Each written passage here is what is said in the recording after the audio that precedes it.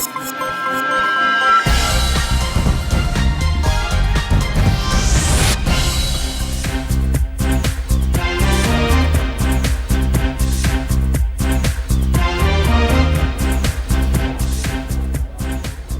জানাচ্ছি বিরতিহীন রাত ৯টায় বাংলাদেশে। আপনাদের সাথে আছে আমি মাহমুদা মৌমিতা এবং আমি গোলাম কিবরিয়া। জানাচ্ছি শিরোনামগুলো। চন্দ্রিমা উদ্যানের কবরে জিয়াউর রহমানের লাশ প্রমাণ হলে পদত্যাগ করবেন মুক্তিযুদ্ধমন্ত্রী। বিএনপিকে ডিএনএ পরীক্ষার চ্যালেঞ্জ।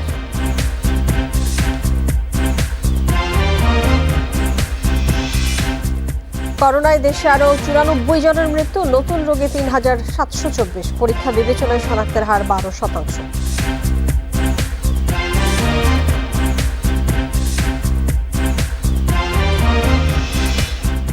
চালু হওয়ার বছর না পেরোতেই বেহাল কিশোরগঞ্জ মেডিকেল কলেজ হাসপাতাল, সেবা না পেয়ে হতাশ এলাকাবাসী।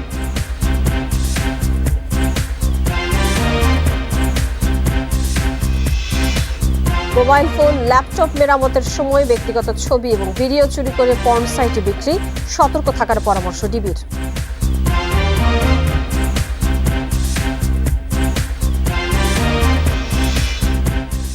বাড়তি দামের তালিকায় একের পর এক নিত্যপণ্য, বিপাকে সীমিত আয়ের মানুষ। আপাতত নেই দাম কমার সম্ভাবনা।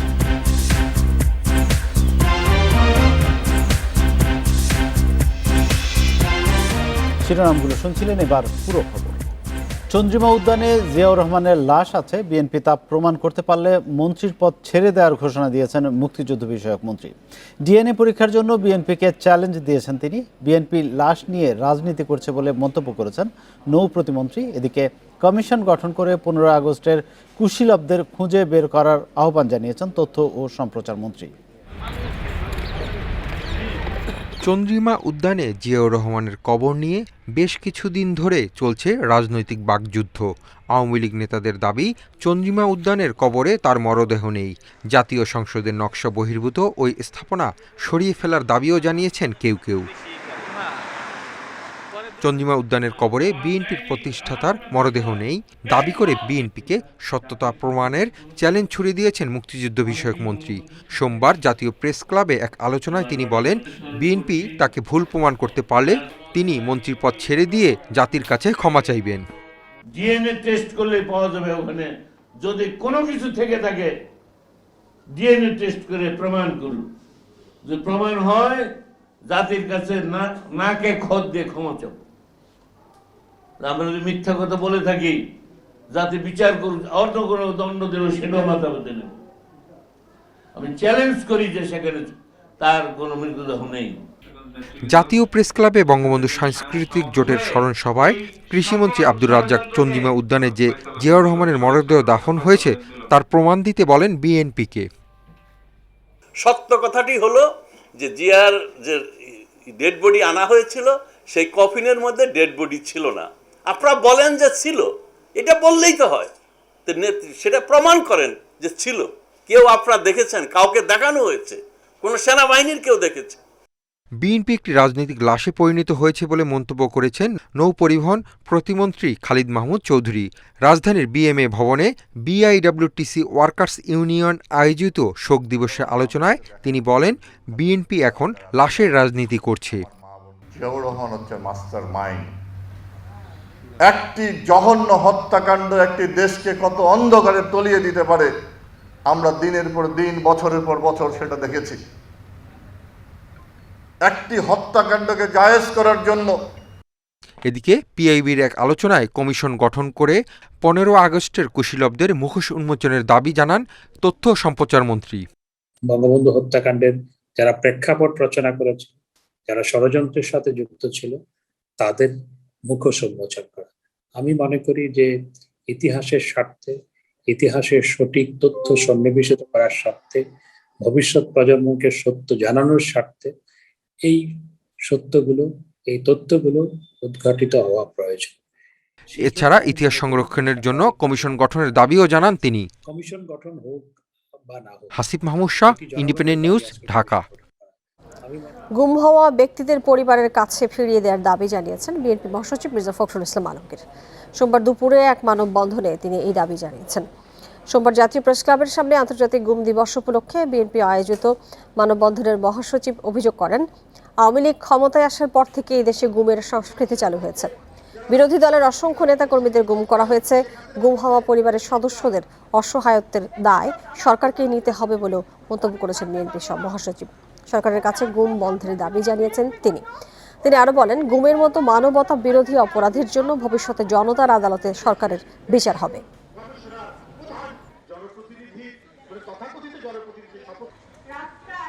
সরকারকে বারবার আহ্বান করেছি যে আপনারা বলেন যে এখানে কি হয় না, তাহলে কেন কোথায়? দায়িত্ব তো আপনাদের, খুঁজে বার করেন তাদেরকে, তাহলে পরিবেশের ক্ষেত্রে ফেরত দিন। এটা অবশ্যই আপনাদেরকে দিতে হবে, অন্যথায় ইতিহাসের কাঠগড়ায় আপনাদেরকে তার জবাব দিতে হবে। আর 5 মাস পর বিদায় নিচ্ছে প্রধান নির্বাচন কমিশনার KM নুরুল হুদার নেতৃত্বাধীন বর্তমান কমিশন। এবারও সার্চ কমিটির মাধ্যমে নতুন নির্বাচন কমিশন গঠন করা হবে। নতুন কমিশন গঠন নিয়ে এবারও রাজনৈতিক মতভেদের আশঙ্কা রয়েছে। বিরোধী দলগুলো বলছে, গ্রহণযোগ্য কমিশন না হলে কেউ মানবে না। তবে সরকারি দল আওয়ামী লীগের মতে সার্চ কমিটি দিয়ে গ্রহণযোগ্য নির্বাচন কমিশন গঠন করা সম্ভব। 2017 সালে সার্চ কমিটির মাধ্যমে গঠিত বর্তমান নির্বাচন কমিশন 5 বছরের জন্য দায়িত্ব নিয়েছিল। আগামী বছরের 15 ফেব্রুয়ারি প্রধান নির্বাচন কমিশনার KM নুরুল হুদার 5 সদস্যের বর্তমান কমিশনের মেয়াদ শেষ হচ্ছে। সরকার আনুষ্ঠানিকভাবে না জানালেও এবারও সার্চ কমিটির মাধ্যমেই কমিশন গঠন করা হবে। সার্চ কমিটির সুপারিশ করা ব্যক্তিদের মধ্য থেকেই রাষ্ট্রপতি 5 বছরের জন্য নির্বাচন কমিশন গঠন করবেন। সেই কমিশনের অধীনেই দ্বাদশ জাতীয় সংসদ নির্বাচন হওয়ার কথা রয়েছে। যারা যেসব ব্যক্তি সমাজ বিএনপি বলছে, অতীতের কায়দায় কমিশন গঠন হলে বিএনপি মানবে না। গত ইলেকশন কমিশনের মতো মেরুদণ্ডহীন সস্ত্রীপ বস্তু দিয়ে কমিশন গঠন করুক। কমিশন অবশ্যই আমাদের সবার মতের প্রাধান্য দিয়ে কমিশন গঠন করতে, সেরকম লোক দিয়ে নির্বাচন কমিশন তৈরি করতে হবে এবং সেই নির্বাচন কমিশন হলে আমরা গ্রহণ করব, না হলে গ্রহণ করব না। জাতীয় পার্টি বলছে, সার্চ কমিটির মাধ্যমে কমিশন গঠন হওয়ায় শক্তিশালী হচ্ছে না ইসি। এই সার্চ কমিটি দিয়ে যেটা করা হচ্ছে, এইটা কিন্তু সত্যিকার অর্থে যে সংবিধানে যেভাবে লেখা আছে আইনের মাধ্যমে করা, তার সাথে এটা সঙ্গতিপূর্ণ নয়।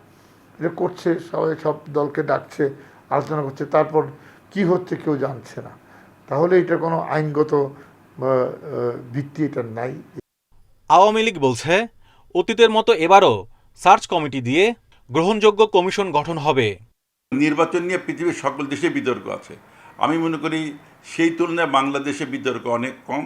সার্চ কমিটির মাধ্যমে নির্বাচন কমিশন গঠন হলে সঠিক হবে।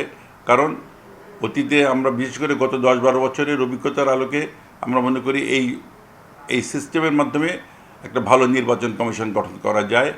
2012 সাল থেকে সার্চ কমিটির মাধ্যমে নির্বাচন কমিশন গঠন শুরু হয়।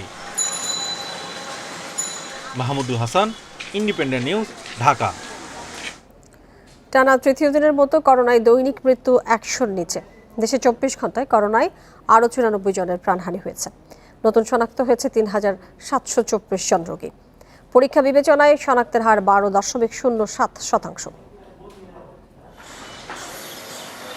সোমবার সকাল পর্যন্ত 24 ঘন্টায় 789টি ল্যাবে 30,855 নমুনা পরীক্ষায় করোনা রোগী শনাক্ত হয়েছে 3,724 জনের। আগের দিন শনাক্ত হয়েছিল 3,948 জন। গত 24 ঘন্টায় পরীক্ষা বিবেচনায় রোগী শনাক্তের হার 12.07%। আগের দিন শনাক্তের হার ছিল 14.14%। দেশে মোট করোনা শনাক্তের সংখ্যা দাঁড়ালো 14,97,261। এদিকে 24 ঘন্টায় করোনায় মৃত্যু হয়েছে 94 জনের।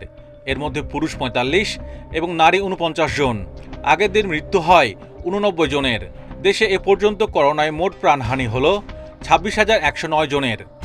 লোকজনের চলাচল এবং সামগ্রিক অবস্থা বিবেচনায় আমাদের মনে হচ্ছে আগামী মাসের শেষের দিকে বাংলাদেশে আবার করোনার সংক্রমণের একটি ঊর্ধ্বগতির ধারা লক্ষ্য করা যেতে পারে, যেটি অক্টোবরের মধ্যে ব্যাপকভাবে ছড়িয়ে পড়তে পারে।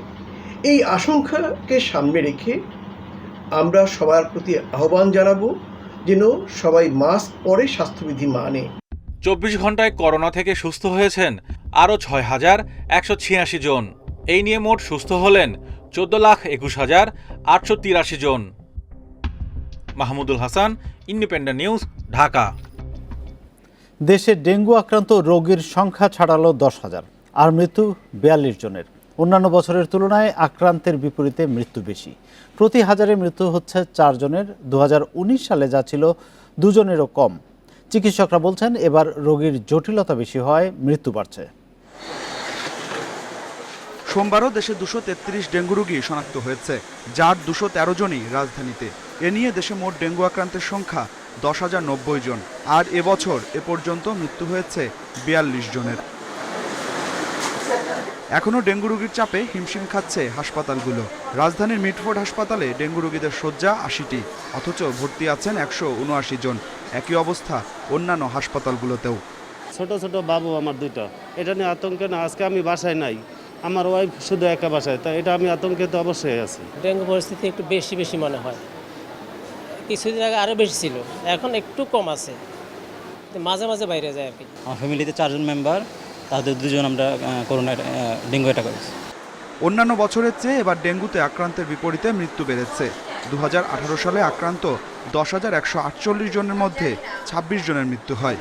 2019-এ 1,01,000 আক্রান্তের মধ্যে মারা যান 179 জন। প্রতি হাজারে মৃত্যু 2 জনেরও কম। আর এবছর প্রতি হাজারে মৃত্যু হচ্ছে 4 জনের।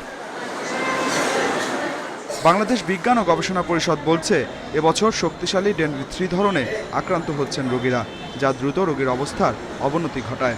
মারা যে রোগীগুলো যায় ওনাদের হচ্ছে সিম্পলি যে শুধু ডেঙ্গু থাকে এরকম না, অনেক সময় কোমরবিড আরও কন্ডিশন থাকে। তখন দেখা যাচ্ছে ওই স্বাভাবিক যে ডেঙ্গুতে একজন আক্রান্ত হলে যে সমস্যাটা হয়, তখন ওভারঅল সিচুয়েশনটা আরও বেশি ক্রিটিক্যাল হয়ে যায়। তখন একটা দেখা যাচ্ছে যে সব দিক ম্যানেজ করে আসলে সবসময় মানে রিকভার পেশেন্ট করতে পারেন না। সিটি কর্পোরেশন বলছে, ডেঙ্গুর প্রকোপ কমাতে টানা অভিযান চালিয়ে যাচ্ছে তারা। ল্যাব্রোসাইটিকের যে বিষয়টা রয়েছে সকাল থেকে দুপুর 1টা পর্যন্ত, তারপরে আমরা 2টার থেকে আবার আমরা সন্ধ্যা পর্যন্ত যেভাবে ফকার মেশিন দিয়ে আমরা যেভাবে কাজ করছি, সেভাবে আমার মনে হয় যে আমরা এই সেপ্টেম্বরের ফার্স্ট উইকের দিকেই এটা 10 তারিখের মধ্যেই 10-12 তারিখের মধ্যে এটা অনেকাংশে আমরা এটাকে নির্মূল করতে সক্ষম হব। কীটতত্ত্ববিদেরা বলছেন, এডিসের ঘনত্ব এখনও কমেনি, তাই সেপ্টেম্বরেও ডেঙ্গুর প্রকোপ থাকবে বলে আভাস দিচ্ছেন তারা। Adilur Rahman, Independent news, Dhaka. 16 মাস ধরে বন্ধ রয়েছে বরিশাল শের-ই-বাংলা মেডিকেল কলেজ হাসপাতালের বার্ন ইউনিট। গত বছরের জুনে ওই ইউনিটের প্রধান এম এ আজাদের অস্বাভাবিক মৃত্যুর পর ইউনিটটি বন্ধ করে দেওয়া হয়। এতে অবর্ণনীয় দুর্ভোগে পড়েছেন ওই অঞ্চলের মানুষ। তবে বার্ন ইউনিট কবে নাগাদ চালু হতে পারে সে বিষয়ে সুস্পষ্ট তথ্য নেই হাসপাতাল কর্তৃপক্ষের কাছে। বরিশাল মেডিকেল কলেজ বার্ন ইউনিটের দৃশ্য এটি। দগ্ধ রোগীদের সেবায় হাসপাতালে আছে 32টি বেড, আছে সব ধরনের লজিস্টিক সাপোর্ট, তবে নেই কোনো চিকিৎসক। তাই গত 16 মাস ধরে বন্ধ রয়েছে দগ্ধ রোগীদের চিকিৎসা সেবা। প্রথম থেকেই বার্ন ইউনিটে ছিল চিকিৎসক সংকট। এর উপর গত বছরের 28 এপ্রিল মারা যান ইউনিটের প্রধান ডাক্তার এম এ আজাদ। এরপর অন্য একজন ডাক্তার অবসরে চলে যাওয়ায় পুরোপুরি বন্ধ হয়ে যায় চিকিৎসা সেবা। এতে বরিশাল বিভাগের 6 জেলায় প্রায় সব দগ্ধ রোগীদের সামান্য চিকিৎসার জন্য ছুটতে হয় রাজধানীতে, যাতে পোহাতে হয় অবর্ণনীয় দুর্ভোগ। ডাক্তার বলল যে এখানে রাখলে পরিপূর্ণভাবে সুস্থ হবে না, ঢাকা মেডিকেলে নিয়ে যেতে। এখন আমাদের কাছে তো টাকা পয়সা নাই, এখন কেমনে কি করব? এখানে আগে তো নিচে বার্ন ইউনিট ছিল, এখন তো এখানে বলতেছে ঢাকা নেওয়ার জন্য। 1 বছর যাবত আমাদের এখানে কোনো বার্নের সার নাই, যার কারণে বার্নের রোগীরা কোথায় যাবে? তারা সার্জারি ওয়ার্ডে স্যাররা ভর্তি করেন, স্যাররা যত দুঃসাধ্য চেষ্টা করেন সেবা দেওয়ার জন্য। 2015 সালে বার্ন ইউনিট চালু হওয়ার পর থেকে অত্যাধুনিক সব সুযোগ সুবিধা থাকলেও ডাক্তার সংকটে বন্ধ রয়েছে এই ইউনিটটি। তবে কবে নাগাদ সংকট উত্তরণ হতে পারে তা নিয়ে সুস্পষ্ট কিছু বলতে পারছে না হাসপাতাল কর্তৃপক্ষ। আমরা বারবার লেখা সত্ত্বেও আমরা এখন ডাক্তার পাইনি, তো যদি পাওয়া যায় বার্ন ইউনিটটা চালু করা যাবে। আর ইতিমধ্যে আমাদের বার্নের যারা পেশেন্ট আসে তাদেরকে আমরা সার্জারি ইউনিটে ভর্তি করে চিকিৎসা দেই। ফায়ার সার্ভিসের তথ্য মতে গত 1 বছরে বরিশাল বিভাগে 341টি অগ্নিকাণ্ডের ঘটনা ঘটেছে, যার বেশিরভাগ রোগীর চিকিৎসা নিতে আসতে হয়েছে রাজধানীতে। Independent news desk. কার্যক্রম চালু হওয়ার 1 বছর পরই নানা সমস্যায় জর্জরিত কিশোরগঞ্জের শহীদ সৈয়দ নজরুল ইসলাম মেডিকেল কলেজ হাসপাতাল। হাসপাতালের নোংরা পরিবেশ আর চিকিৎসক নার্সদের কাছ থেকে কাঙ্ক্ষিত সেবা না পেয়ে হতাশ সেবাগ্রহীতারা। হাসপাতাল কর্তৃপক্ষের দাবি, প্রয়োজনীয় জনবল না থাকার পরও তাদের চেষ্টা অব্যাহত রয়েছে। কিশোরগঞ্জের শহীদ সৈয়দ নজরুল ইসলাম মেডিকেল কলেজ হাসপাতালের ভেতরে এমন ময়লা আবর্জনা আর নোংরা পচা পানির ছড়াছড়ি। জেলার মানুষের চিকিৎসার জন্য যে হাসপাতালটি ভরসাস্থল হয়ে ওঠার কথা, সেখানে অব্যবস্থাপনায় প্রতিষ্ঠানটি নিজেই যেন অসুস্থ। মাত্র 1 বছর আগে চালু হওয়া হাসপাতালের এমন দশা দেখে হতাশ সেবাগ্রহীতা ও স্থানীয়রা।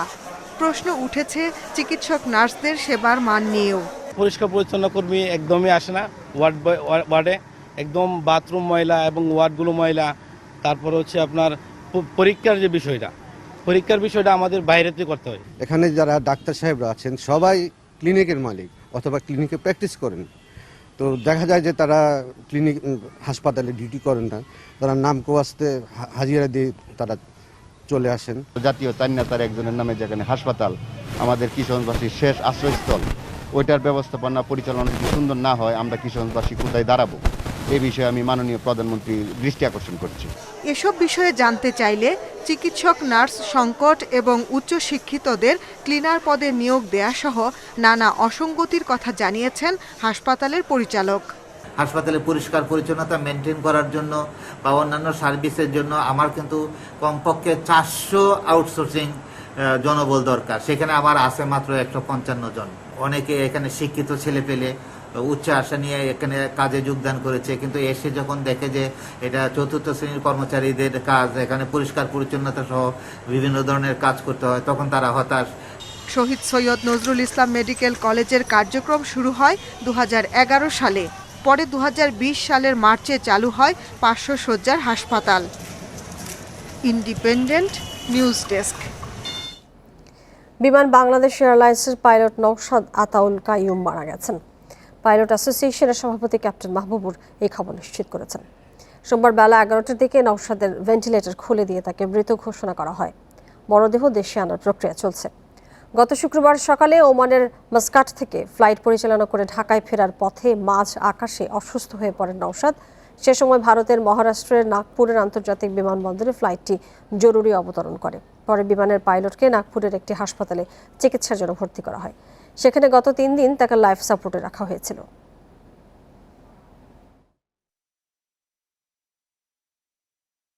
টাইমটা ওনারা আমাকে বলতে পারেনি, শুধু আমাকে এইটুকু কনফার্ম করেছে যে ইজ ডেড এন্ড এখন তারা বাকি ফর্মালিটি সারছে। কি প্রক্রিয়াতে আনা হবে এটা দুই দেশের পররাষ্ট্র মন্ত্রণালয় কমিউনিকেট করতেছে, সেইটার মাধ্যমেই ডিসিশন হবে যে কবে কখন কিভাবে আসবে। ব্যাটারি চালিত রিকশা নিয়মনীতির তোয়াক্কা না করে দাপিয়ে বেড়াচ্ছে রাজধানীর অলিগলি। মিরপুর এলাকায় মাসে 1700 টাকায় চলছে এ বাহন। অভিযোগ আছে এই বাণিজ্যের পেছনে আছেন স্থানীয় যুবলীগ নেতা মোহাম্মদ আলী আড্ডু। তবে সে অভিযোগ নাকচ করেছেন তিনি। ব্যাটারি চালিত রিকশা রাজধানীতে এর চলাচল নিষিদ্ধ হলেও দাপিয়ে বেড়াচ্ছে রাস্তাঘাট। পল্লবী, কালশী, রূপনগর সহ পুরো অঞ্চলে এর ছড়াছড়ি। অভিযোগ প্রশাসন ও স্থানীয় প্রভাবশালীদের প্রশ্রয়ে চলছে এই বাহন। 2000-3000 দেয়া ব্যাটারি সাইডে দেয়। তো একটা কার্ড যদি 1500 বাদ দেন 1000 হইলেও কত টাকা? এটার সরকার পাইলে হয়তো আমাদের এই গাড়ি বন্ধ করলে পরিবর্তে সে অন্য একটা ব্যবস্থা করে দিত, কিন্তু এই টাকা তো সরকার পায় না। এই অঞ্চলে ডিজিটাল টোকেনে চলছে ব্যাটারি চালিত রিকশা। এই টোকেন বাণিজ্যের পেছনে আছেন স্থানীয় যুবলীগ নেতা মোহাম্মদ আলী আড্ডু। এই এলাকার আপনার আড্ডু ভাইয়ের কার্ড, সেলিমের ভাইয়ের। মাসে 1700 করে পল্লবীতে হাজারের উপরে রিকশা থেকে লাখ লাখ টাকা চাঁদা তোলার অভিযোগ আড্ডুর বিরুদ্ধে। তবে তিনি বলছেন ভিন্ন কথা। 3 নম্বর ওয়ার্ডে যে কাউন্সিলর গাজী ইসলাম মানিক ভাই এবং বৈশুদ্ধ যুবলীগের নেতা বানিয়াবাদে, তারা আপনাকে এখন এই বর্তমানে নিয়ন্ত্রণকারী করে, তারাই আমার ব্যাপারে অপপ্রচার চালাচ্ছে। এই চাঁদার টোকেন দেখে চালকদের ছেড়ে দেওয়ার অভিযোগ আছে পুলিশের বিরুদ্ধেও। এছাড়া মিরপুর পল্লবীর অলিতে গলিতে চলা রিকশা থেকে চাঁদা নেওয়ার কথাও বলছে অনেকে। ব্যাপার হচ্ছে ভাই, যাদের গাড়ি, এদের যে গাড়িগুলো ধরতেছি বা যে গাড়িগুলো ডাম্পিং পাঠাচ্ছি, এই গাড়িগুলো মালিক যারা আছে এরাই মিথ্যা কথাগুলো বলতেছে যে গাড়ির টাকার বিনিময়ে গাড়ি ছেড়ে দিচ্ছে। এগুলো টোটালি একটা মিথ্যা কথা, কারণ তার গাড়ি যেহেতু নেওয়া হচ্ছে, সে কি বলবে? কিছু না বলার সত্ত্বেও তো একটা কিছু বলতে হবে, সেই মিথ্যা কথা পরবর্তীতে এটা বলতেছে। এইসব বিষয়ে কথা বলতে মিরপুর ট্রাফিক বিভাগের উপকমিশনারের কার্যালয়ে গেলে তিনি বক্তব্য দিতে রাজি হননি। Mohammad Omar Faruk, independent news, Dhaka. Mobile laptop মেরামতের নামে চুরি করা হতো ব্যক্তিগত ছবি এবং ভিডিও, পরে তা পর্ন সাইটে বিক্রি করে আদায় করত টাকা। সম্প্রতি বিদেশি দূতাবাসের এক নারীর অভিযোগের পর চঞ্চল নামের একজনকে গ্রেপ্তার করা হয়েছে। ইলেকট্রনিক ডিভাইস ব্যবহার বা মেরামতে সতর্ক হওয়ার পরামর্শ দিচ্ছে ডিবি। সম্প্রতি বিদেশি দূতাবাসের নারী কর্মকর্তার হোয়াটসঅ্যাপ নম্বরে একটি লিঙ্ক আসে। পরে সেই লিঙ্কে ঢুকে দেখতে পান নিজেকে কল গার্ল হিসেবে। সেই সাইটে রয়েছে নিজের কিছু ব্যক্তিগত ছবিও। একটা খারাপ ওয়েবসাইট তৈরি করেছে যেখানে আমার ফোন নাম্বার দিয়েছে, দেন বেশ কিছু বাজে আর্টিকেল লিখে এগুলো আমার অফিসে স্যার ম্যাডাম সবাইকে পাঠিয়েছে, দেন আমার রিলেটিভস বন্ধু বান্ধব সবার কাছে পাঠিয়ে দিয়েছে। এমনকি পরিচিতদের কাছেও পাঠিয়েছে ছবি ও ভিডিও। চাওয়া হয় অর্থ। এক দফা অর্থ দিয়েও মুক্তি না মেলায় মামলা করেন তেজগাঁও থানায়। তো এটার জন্য আমি খুবই মানসিকভাবে অসুস্থ আছি। ইভেন আমার কাজ করতে প্রবলেম হচ্ছে, খেতে ঘুমাতে, মানে আমি নর্মাল লাইফ লিড করতে পারছি না। পরে প্রযুক্তির সহায়তায় শনাক্ত হয় সেই ব্যক্তি। কলাবাগান থেকে গ্রেপ্তার হন ইলেকট্রনিক্স ডিভাইস মেরামতকারী চঞ্চল সাহা। ডিবি জানায় ল্যাপটপ মেরামতের সময় ব্যক্তিগত ছবি ও ভিডিও চুরি করত চঞ্চল। এরপর ব্ল্যাকমেইল করে ভুক্তভোগীদের কাছ থেকে আদায় করত টাকা। তার ব্যক্তিগত ছবি এবং ভিডিও দিয়ে একটা পর্ন সাইটে একটা আপলোড দিয়েছে এবং ওই ভিকটিমকে সে একজন কল গার্ল হিসাবে আখ্যায়িত করে তার মোবাইল নাম্বারটাও ওই সাইটে দিয়ে দিয়েছিল। পরবর্তীতে ভিকটিম সে আইনের আশ্রয় নেয় এবং এই আইনের আশ্রয় নেওয়ার পরবর্তীতে আমরা এই প্রতারককে আমরা গ্রেপ্তার করতে সক্ষম হয়েছি। ল্যাপটপ বা মোবাইল সার্ভিসিংয়ের সময় তাই সতর্ক থাকার পরামর্শ ডিবির। ব্যক্তিগত ডিভাইসে ব্যক্তিগত তথ্য, ব্যক্তিগত ছবি, ভিডিও এগুলি রেখে আপনারা কখনো মেরামত করতে দিবেন না। এগুলি আপনারা অন্যত্র সরিয়ে রেখে তারপরে ডিভাইসটি সম্পূর্ণ খালি করে সেগুলি মেরামত করার জন্য কোনো দোকানে অথবা পরিচিতজনদের কাছে দিবেন। পাশাপাশি সাইবার অপরাধ থেকে বাঁচতে সামাজিক মাধ্যম ব্যবহার শেষে ব্যক্তিগত ডিভাইস লগ আউট করারও তাগিদ ডিবির। Masudur Rahman, Independent news, Dhaka.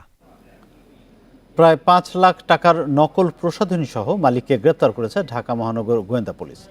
সোমবার বিকেলে রাজধানীর কামরাঙ্গীচরে তারা মসজিদ এলাকায় নকল পণ্যের কারখানায় অভিযান চালায় ডিবি। গোয়েন্দা পুলিশের সহকারী কমিশনার ফজলুর রহমান জানান, দীর্ঘদিন ধরে বিদেশি বিভিন্ন নামি দামি পণ্য নকল করে তা রাজধানীর চকবাজার সহ নানা জায়গায় বিক্রি করত অভিযুক্ত ব্যবসায়ী মোহাম্মদ মাহবুব। খবর পেয়ে অভিযানে নামে তারা। এ সময় কারখানা থেকে নানা ধরনের নকল পণ্য জব্দ করা হয়। নামি দামি কোম্পানির স্টিকার লাগিয়ে খুচরা ও পাইকারি বিক্রি করতেন ওই ব্যবসায়ী। জব্দ করা পণ্যের মূল্য ৫ লাখ টাকার বেশি। জব্দ করা পণ্য ধ্বংস করা হবে।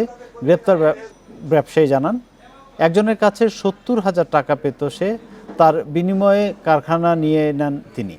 এরপর প্রায় ৩ মাস ধরে নকল পণ্য তৈরি করছেন।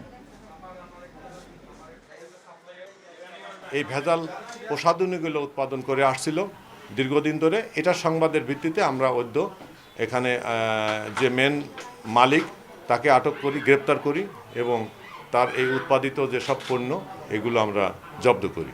৬০-৭০ মাল আমার দিয়ে দিচ্ছে, দিয়ে দেওয়ার পর আপনি শিখাই দিয়ে আপনি ব্যবসা করেন। তো 2 মাস যাবত ব্যবসা করতেছি আমি। আর আমি বানাই কুমারিকা, ডাবল আমলা, ক্লিন ক্লিয়ার শ্যাম্পু, এগুলো সব চকবাজার বিক্রি করি। চকবাজারে কিছু ব্রোকার আছে, ওরা আর কি মাল অর্ডার দেয়। গ্রাহকের কাছ থেকে পণ্য বা সেবার অগ্রিম মূল্য সরাসরি নিজস্ব ব্যাংক হিসাবে নিতে পারবে না ই-কমার্স প্রতিষ্ঠান। এছাড়া ঝুঁকি বিবেচনায় যথাযথ তদারকি নিশ্চিত করে লেনদেনের জন্য ব্যাংকগুলোকে নির্দেশ দিয়েছে কেন্দ্রীয় ব্যাংক। বাংলাদেশ ব্যাংকের পেমেন্ট সিস্টেমস বিভাগ এই সংক্রান্ত নির্দেশনা দিয়েছে। সম্প্রতি পণ্যের ক্রয় আদেশের বিপরীতে সরাসরি ব্যাংক হিসেবে অর্থ জমা দিতে গ্রাহকদের নির্দেশনা দিচ্ছে ই-কমার্স প্রতিষ্ঠানগুলো। কিন্তু গ্রাহকরা যাতে নতুন করে প্রতারণার শিকার না হয় সে ব্যাপারে প্রয়োজনীয় পদক্ষেপ নিতে গত সপ্তাহেই কেন্দ্রীয় ব্যাংককে অনুরোধ করে বাণিজ্য মন্ত্রণালয়। এর পরিপ্রেক্ষিতে ব্যাংকগুলোকে নতুন এই নির্দেশনা দিল বাংলাদেশ ব্যাংক। ঊর্ধ্বমুখী নিত্যপণ্যের দাম একের পর এক পণ্য যুক্ত হচ্ছে বাড়তি দামের তালিকায়। এই অবস্থায় বিপাকে সীমিত আয়ের মানুষ। সামনের দিনগুলোতে বাজার পরিস্থিতি কোন দিকে যায় তা নিয়েও শঙ্কিত অনেকে। একটি প্রতিষ্ঠানে বিক্রয়কর্মী হিসেবে চাকরি করতেন রবিউল ইসলাম। করোনায় হারিয়েছেন সে চাকরি। বাধ্য হয়ে রোজগারের জন্য ভাড়ায় মোটরসাইকেল চালাচ্ছেন তিনি। বাজারে নিত্যপণ্যের বাড়তি দামে হিমশিম খাচ্ছেন পরিবার চালাতে। তেল, চাল, ডাল, পেঁয়াজ, রসুন সব জিনিসেরই দাম অনেক বেশি। এই জন্য আমাদের সরকারের কাছে একটাই আবেদন, সরকার বাজারটাকে নিয়ন্ত্রণ করেন, তাহলে আমাদের জন্য অনেক বড় উপকার হয়। নিত্যপণ্যের দামে ঊর্ধ্বগতির চাপ তৈরি করেছে সীমিত আয়ের মানুষের জীবনযাত্রায়। বাজারে চাল, ডাল, ভোজ্য তেলের দাম চড়া। তালিকায় যুক্ত হয়েছে চিনি, সবজি, আটা, ময়দা, মাছ, মাংস, পেঁয়াজ, আদা, রসুনের দামও। সরকারি সংস্থা টিসিবির হিসাবে এক বছরে বাজারে চাল ও আটার দাম বেড়েছে 8.5 ভাগ, আর সয়াবিন তেলের দাম বেড়েছে 50% বেশি। এখন আমাদের নির্মাণ মানুষের মধ্যে যে জিনিস আমাদের ইনকাম এখন কম, কিন্তু প্রত্যেকটা জিনিসের দাম বাড়তি। এখন বাজারের সাথে আমাদের সামঞ্জস্য মিলতেছে না। বাড়তি দামের জন্য আন্তর্জাতিক বাজারে পণ্যের উচ্চ মূল্যকে দুষছে বাণিজ্য মন্ত্রণালয়। আপাতত ভোক্তাদের কোনো সুখবর দিতে না পারলেও বাজার নিয়ন্ত্রণে সম্ভাব্য সব উদ্যোগ নেয়ার কথা জানিয়েছেন কর্মকর্তারা। এসেনশিয়াল কমোডিটি বলতে যে পণ্যগুলো আছে এবং সেটার ক্ষেত্রে কিন্তু আমাদের এই মেকানিজম আছে, এবং সেই ক্ষেত্রে যে জিনিসটা হচ্ছে কি যে একদম পাইকারি থেকে খুচরা পর্যায়ে সেখানে হয়তো কিছু অসাধু ব্যবসায়ী বা তারা হয়তো এটা করে, এবং সেটার জন্য কিন্তু আমাদের অপারেশন যেটা ভোক্তা অধিকার আছে সেটা কিন্তু তারা অ্যাক্টিভ আছে। নিত্যপণ্যের বাজারে ভোক্তাদের স্বার্থ রক্ষায় সরকারি সংস্থাগুলোর সমন্বিত উদ্যোগের প্রয়োজন দেখছেন বিশেষজ্ঞরা। বাণিজ্য, কৃষি, মৎস্য, প্রাণী সম্পদ, শিল্প, স্বরাষ্ট্র এবং জনপ্রশাসন মন্ত্রণালয়ের মাঠ পর্যায়ের কর্মকর্তাদের মধ্যে সমন্বয়ের প্রচেষ্টা আরো বাড়ানো দরকার। করোনায় ক্ষতিগ্রস্ত মানুষ দ্রব্যমূল্যের অত্যাধিক বৃদ্ধিতে যেন প্রকট আর্থিক সংকটে না পড়ে, তার জন্য ব্যবসায়ী সমাজকে আরো আন্তরিক হতে হবে। নিত্যপণ্যের দামে লাগাম টানতে বাজার তদারকির পাশাপাশি খোলা বাজারে পণ্য বিক্রি কার্যক্রম জোরদারের তাগিদ বিশ্লেষকদের। Shahid Ahmed, independent news, Dhaka. সংবাদের এই পর্যায়ে থাকছে খেলার খবর। জানাচ্ছি শিরোনামগুলো। সোহান, মুশফিক দুজনেই কিপিং করবেন নিউজিল্যান্ড সিরিজে। ব্যাটে বলে ভারসাম্য চান স্পোর্টিং, উইকেট চান ডোমিঙ্গো।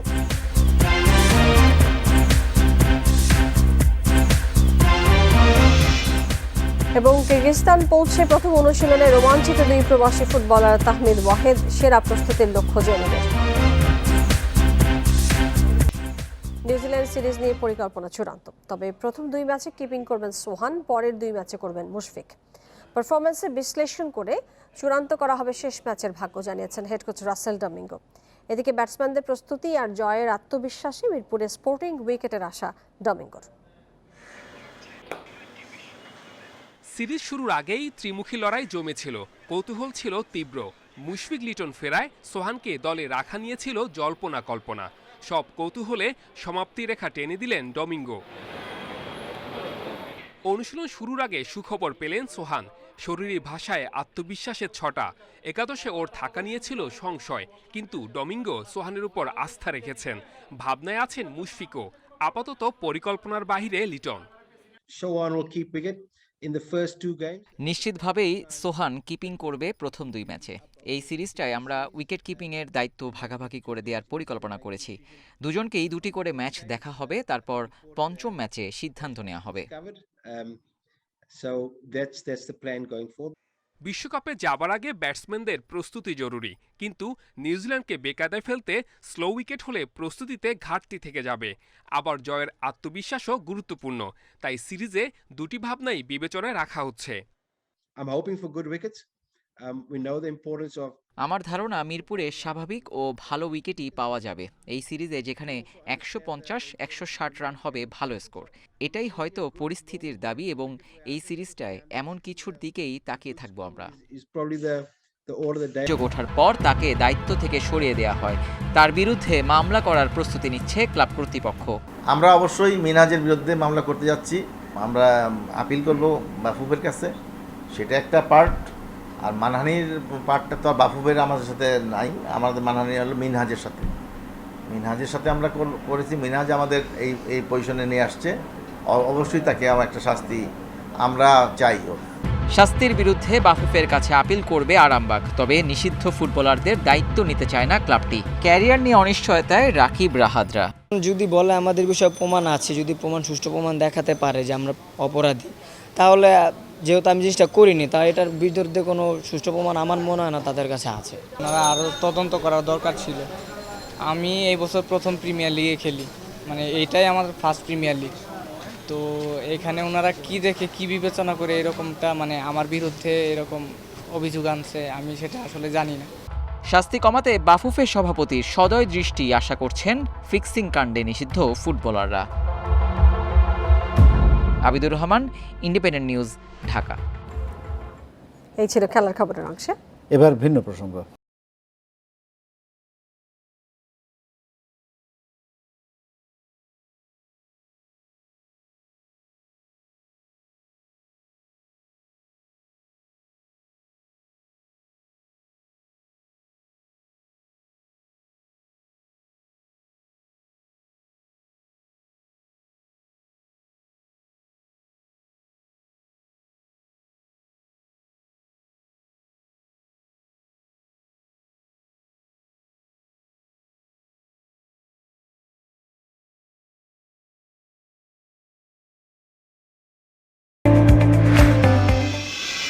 আর এ নিয়ে প্রতিবেদনটি থাকছে সংবাদের শেষ অংশে। যাচ্ছে পরের প্রসঙ্গে।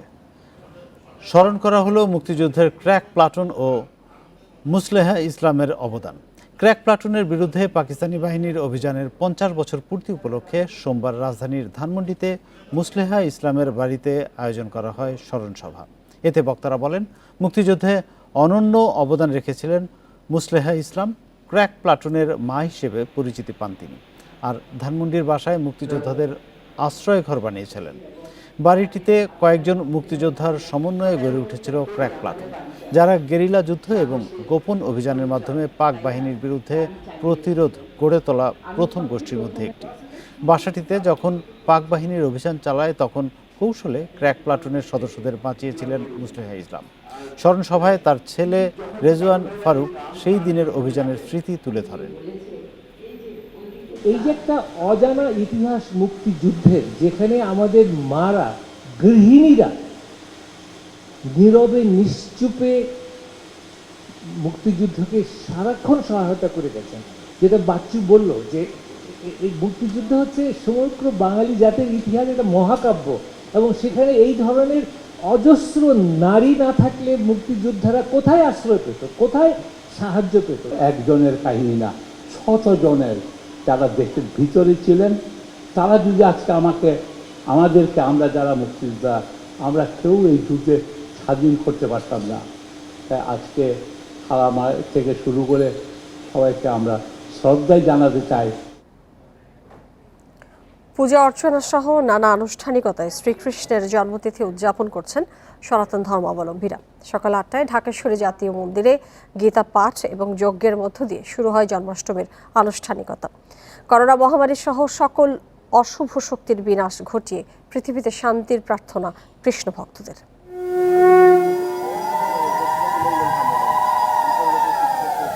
ভাদ্র মাসের কৃষ্ণপক্ষের অষ্টমী তিথিতে পৃথিবীতে আসেন ভগবান শ্রীকৃষ্ণ।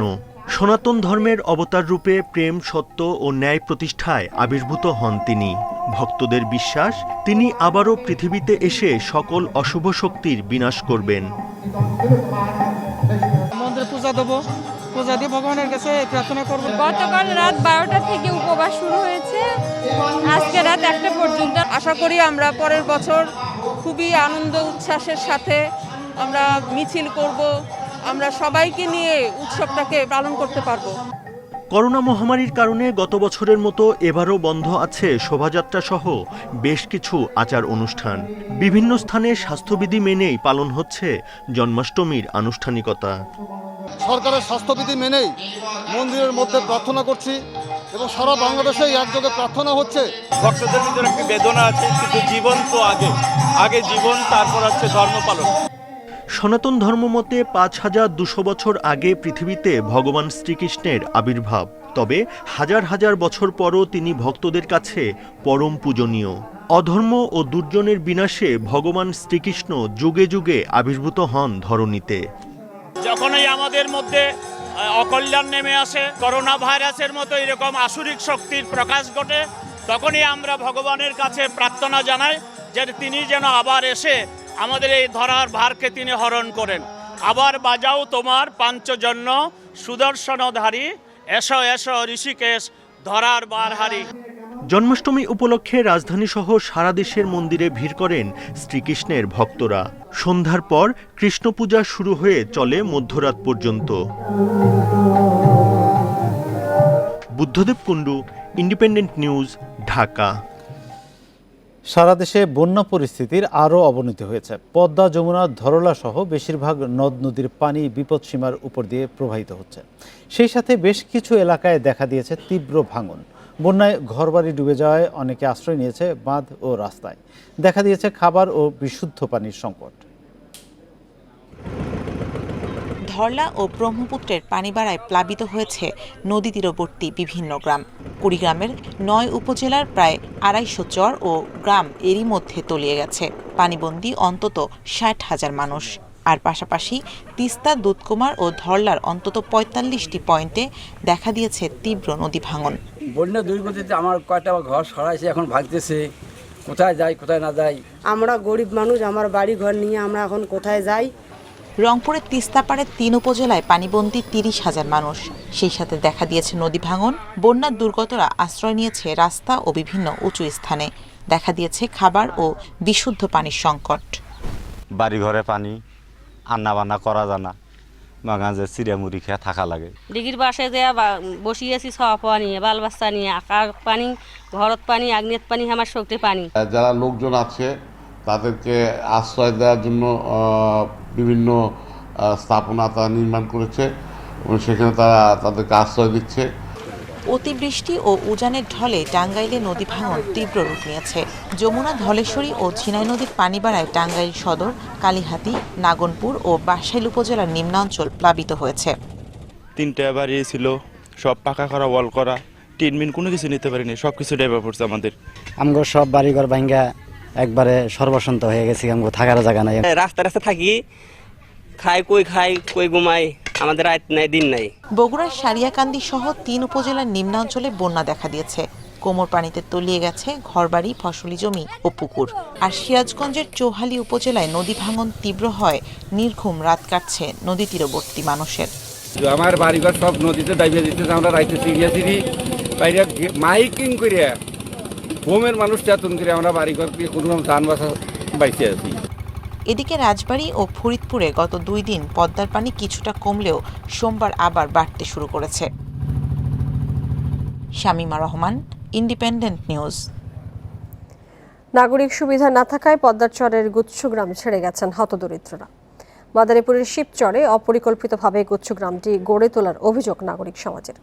তারা মনে করেন সঠিক পরিকল্পনা না থাকায় প্রকল্পটি ভেস্তে গেছে।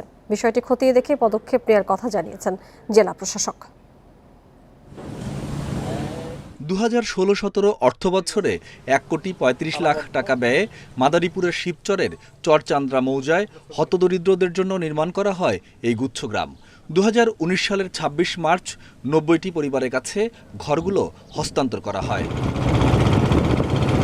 পদ্মার চরে যাতায়াত, বিদ্যুৎ ও সুপেয় পানির অভাব রয়েছে। প্রথমে কিছুদিন বসবাস করলেও নানা সমস্যার কারণেই ঘরগুলো ছেড়ে যায় হতদরিদ্ররা।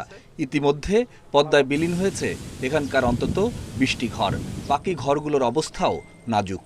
আমাদের নদীতে ঘরদুয়ার ভেঙে গেছে, আমরা রাস্তায় উঠছি। তো এই নদীর এই ঘরদুয়ারের লোক যারা, তারা একজনও থাকে না এখানে। কারেন্ট নাই, তারপরে দেখেন মাটি নাই, কে এই যে টিন ভাঙ্গা চূড়া ও ছুট্টা মুটে গেছে দরজা। বর্তমানে এই গুচ্ছগ্রামে নদী ভাঙনের শিকার 3টি পরিবার এবং বরাদ্দ পাওয়া মাত্র 1টি পরিবার বসবাস করছে। গুচ্ছগ্রাম নির্মাণে পরিকল্পনার অভাব এবং প্রকল্পে দুর্নীতি হয়েছে কিনা তা তদন্ত করে দোষীদের বিচারের দাবি সচেতন নাগরিকদের। দায়িত্বপ্রাপ্ত কর্মকর্তাদের অবহেলার কারণে জনবিচ্ছিন্ন এলাকায় করা হয়েছে। যাওয়ার কোনো সুন্দর ব্যবস্থা নেই। এই জন্য কেউ বসবাস না করায় ঘরগুলি ভেঙে চুরে হতদরিদ্র অবস্থা রয়ে গিয়েছে। পদ্মার চরে গুচ্ছগ্রাম নির্মাণে পরিকল্পনার ত্রুটি থাকতে পারে উল্লেখ করে জেলা প্রশাসক বলছেন, সরেজমিনে পরিদর্শন শেষে নেওয়া হবে ব্যবস্থা। কেন এখানে মানুষজন থাকছে না, কি সমস্যা আছে সেগুলো দেখে আমরা এখানে মানুষ যেন থাকে এবং সেখানে মানুষের জন্য যদি ধরেন পানির ব্যবস্থা বা অন্যান্য যে সুযোগ সুবিধা সেগুলো যদি করার প্রয়োজন হয় আমরা সেগুলো করার ব্যবস্থা নিব। তৎকালীন শিবচর উপজেলা নির্বাহী কর্মকর্তা ইমরান আহমেদ ও বর্তমান প্রকল্প বাস্তবায়ন কর্মকর্তা এমদাদুল হক পুরো প্রকল্পটির তদারকির দায়িত্বে ছিলেন। Independent news desk. দুর্ঘটনায় পা হারানো কুকুর বেড়াল যাতে আগের মতোই হেঁটে বেড়াতে পারে, খেলাধুলা করতে পারে, তার জন্য হুইল চেয়ার তৈরি করেছে ইউক্রেনের একটি প্রতিষ্ঠান। প্রাণী নিয়ে কাজ করা স্বেচ্ছাসেবীরা বলছেন, ব্যয়বহুল হলেও এই কারণে নতুন জীবন পাচ্ছে প্রাণীগুলো। প্রতিদিন বিকেলে এভাবেই হুইল চেয়ারে করে ঘুরতে বের হয় লাদা ও বোস্টন। এক দুর্ঘটনায় পা হারায় এই দুই কুকুর। তাদের উদ্ধার করে নিজের ঘরে মাসের পর মাস সেবা দিয়ে সুস্থ করে তোলেন ইউক্রেনের ভাদিম ইয়েগোরোভ। কিন্তু দুর্ঘটনায় পেছনের দুই পা একেবারে অকেজো হয়ে পড়ায় নিস্তেজ হয়ে থাকত লাদা ও বোস্টন। তাদের নতুন জীবন দিতে এই হুইল চেয়ারের ব্যবস্থা করেন ভাদিম। ওরা সারা জীবন অবহেলিতভাবে রাস্তায় বড় হয়েছে। যখন ওদের দুর্ঘটনা হয় তখন স্বেচ্ছাসেবীর একটি দল ওদের চিকিৎসা না করিয়ে মেরে ফেলার সিদ্ধান্ত নেয়। আমি তা মেনে নিতে পারিনি, তাই আমি দুইজনকে আমার কাছে নিয়ে আসি। তবে লাদা ও বোস্টনের এই হুইল চেয়ারের ব্যবস্থা সহজ ছিল না। একে তো ব্যয়বহুল, তার উপর প্রত্যেকটি হুইল চেয়ার শরীরের মাপ অনুযায়ী আলাদাভাবে তৈরি করতে হয়, যা একই সাথে সময় সাপেক্ষ। তবে এই কাজে ভাদিমকে সাহায্য করেছেন প্রাকিস্টাক নামক একটি প্রতিষ্ঠান। 2011 সালের প্রতিষ্ঠিত বিকলাঙ্গ শিশুদের জন্য ইকুইপমেন্ট তৈরিকারী এই প্রতিষ্ঠানটি এখন পর্যন্ত 2500 পশুকে নতুন জীবন দিয়েছেন। আমাদের দেশে বিকলাঙ্গ পশুদের বোঝা মনে করা হয়, তারা যত্নের অভাবে মারা যায়। তাই আমরা বিদেশি প্রযুক্তি দেশে ব্যবহার করে স্থানীয়ভাবে এই পণ্যগুলো তৈরি শুরু করি। বর্তমানে আমরা আন্তর্জাতিক মানের প্রোটোটাইপ তৈরি করছি। নিরীহ প্রাণীদের জন্য এইটুকু করে আমি নিজেকে খুব ভাগ্যবান মনে করি। লাদা ও বোস্টনের প্রতিটি হুইল চেয়ারের জন্য গুনতে হয়েছে $338। আশরাফ শুভ, ইন্ডিপেন্ডেন্ট নিউজ। আর এই ছিল বিরতির সংবাদ রাত 9টায় বাংলাদেশের আয়োজন। বিস্তারিত জানতে চোখ রাখুন ফেসবুক, ইউটিউব এবং টুইটারে। সাথে থাকার জন্য ধন্যবাদ জানাচ্ছি।